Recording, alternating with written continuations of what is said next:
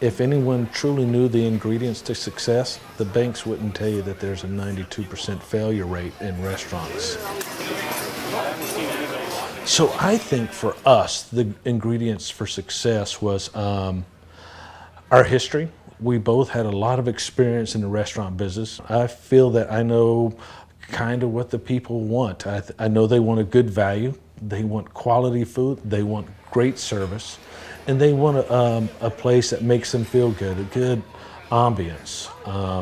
I think that those are a lot of the key ingredients, but also, as everyone knows in the restaurant business, location, location, location is the #1 ingredient.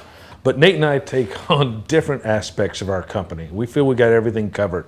I'm really obsessed with the way our places look and how they feel, and it comes down to the lighting and everything. I mean, I'll walk into a restaurant and I'm like, guys, we need to pull those lights down a little bit, and we need to pull the music up or down, and all these little tiny things that are my pet peeves.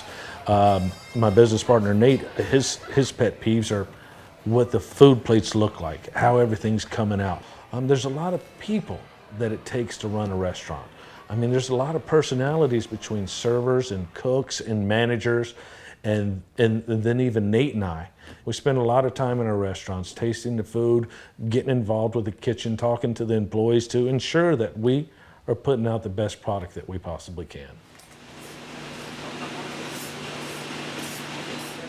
Put on a few pounds doing the research for sure. It's not the healthiest lifestyle on the planet, but I really enjoyed my time doing it, and just seeing what other people do and how they do it. And I went down to Texas and I went down to Lockhart and did the whole deal, the Smitties and the Blacks and Crews, and a lot of them were really inviting and letting me go into their smoke areas and how they actually smoke. And I asked a lot of questions when I did my research.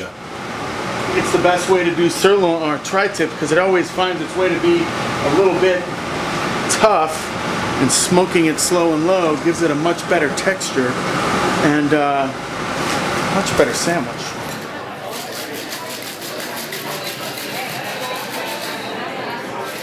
I mean, when I was a bartender, which I did for several years, I would have loved to have bartended at the Kickin booth. And when we opened up the Ballard Matador, we had no choice where to put the bar. So we put all the liquor in the window, and we're like, hey, that looks pretty cool. So we did the same thing at the Kickin booth. It's just gorgeous when you look up these giant 15-foot windows to have liquor all the way to the top. I grew up in northern Michigan with on the Great Lakes. So all I've ever had is freshwater fish. So to me, it was a delicacy.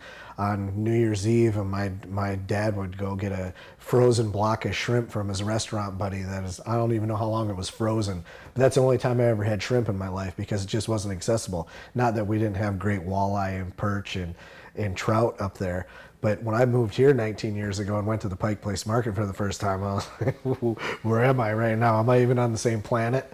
I just think that this is probably, besides Alaska, in some places on the East Coast, I still think that Seattle is probably #2 to Alaska of a seafood hub. And once we got our new location, it's the Eagles building, coming up with the name was probably the most difficult part. And we thought the Ballard Annex, the annexation of Ballard and Seattle was a really cool story. I'd like to be the first to welcome you to the Ballard Annex Oyster House. Our new front doors, we're about 50% finished this project, and we're very excited. Welcome.